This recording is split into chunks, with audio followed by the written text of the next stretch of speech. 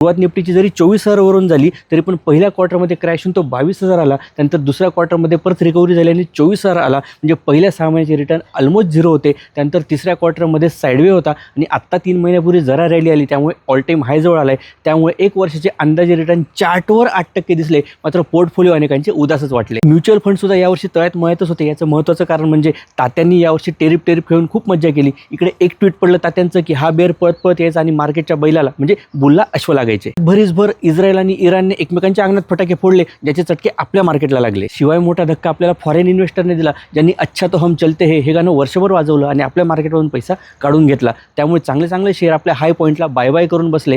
DIIने bye करण्याचा प्रयत्न केला, मात्र तरीही स्टॉकची टायटायफिट झाली. सरकारने GST रेट कमी करून बेशुद्ध मार्केटला सलाईन देण्याचा प्रयत्न केला, मात्र तरी त्यामुळे विशेष रॅली बघायला नाही मिळाली. यावर्षी IPOची तर जत्रा भरली होती. कोणी उठून IPO आणत होतं, मात्र जे चांगले IPO होते ते परंपरेप्रमाणे आपल्याला लागत नव्हते. शेअर्समध्ये चर्चा फक्त CN ॲग्रोची होती, ज्याने यशस्वीरित्या मंदिर पॅटर्न बनवला.